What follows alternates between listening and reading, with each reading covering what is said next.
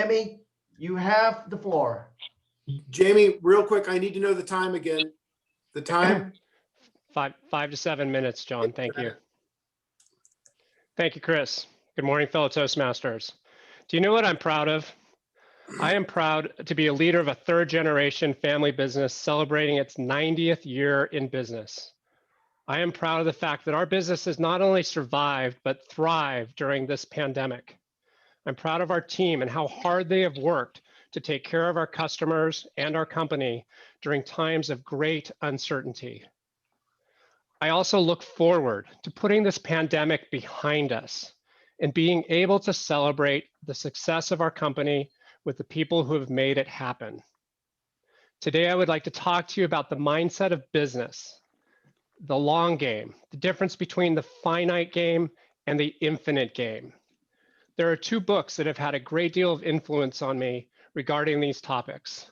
They are The Living Company by R.A. Degas and Simon Sinek's The Infinite Game.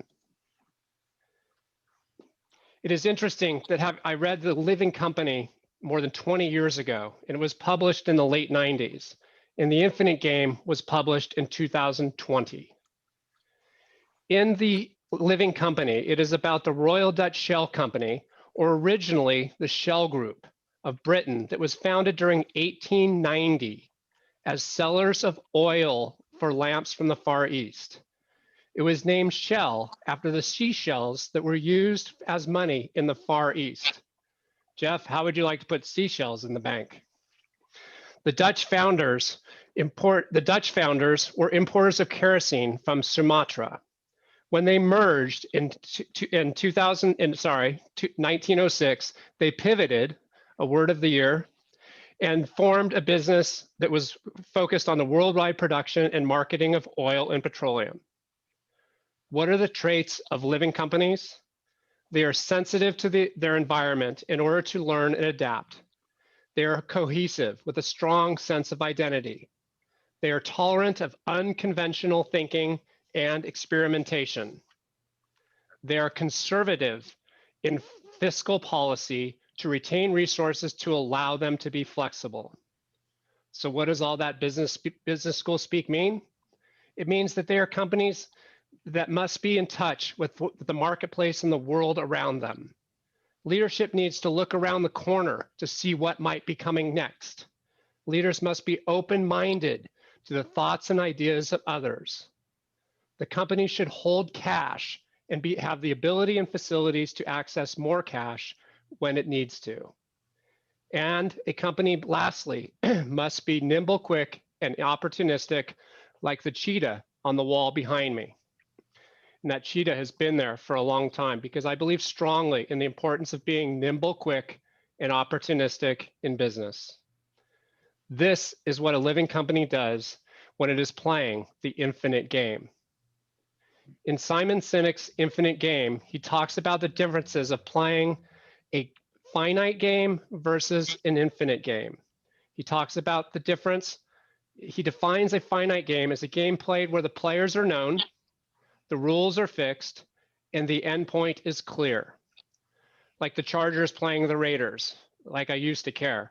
I don't really care anymore. But that would be like when the Padres beat the Dodgers. Sorry, Paul. That is a finite game. There are winners and losers that are easily identified. In an infinite game, like business or politics, the players come and go, the rules are changeable, and there is no defined endpoint. Sinek says, and I'm not sure I agree with this point, but it helps make the point. There are no winning businesses or a winning life. There is only ahead or behind. And I think that's something to contemplate, perhaps for another speech on just the subject of ahead or behind in life or in business. But it's an interesting way of looking at things from a perspective of business. And are you winning, or how do you define that? And in politics, how do we define that? Our political cycle and Wall Street are playing the wrong game. They're playing a finite game when they should be playing an infinite game. The pressure of elections and quarterly reports makes it playing an infinite game very difficult. When a CEO has to answer to Wall Street on a quarterly report and their job or bonus is on the line, they're playing a finite game. When a politician needs to get reelected, they are playing a finite game. Here's what leaders who are playing an infinite game, how they behave. They are advancing a just cause. They are building trusting teams. They are studying their rivals. They prepare to be existentially flexible, and they demonstrate the courage to lead. Do some of these things sound familiar? They do, because businesses playing the long game strive for something far greater than today. They're building something that will last beyond them. They're constantly studying the marketplace, the threats, and the competition. They remain nimble, quick, and opportunistic, like the cheetah behind me. Over 20 years separates the time between these two books, and the average lifespan of business has decreased during that time because more and more businesses are playing a finite game. As a 90-year-old third-generation family business, we play an infinite game. We are in it for the long haul. We are here to serve. We are here to thrive, not just survive, regardless of the economy and what the world brings. I encourage you or your business to have a long view of the world of business and to play with an infinite mindset. Mr. Toastmaster. Thank you, Jamie.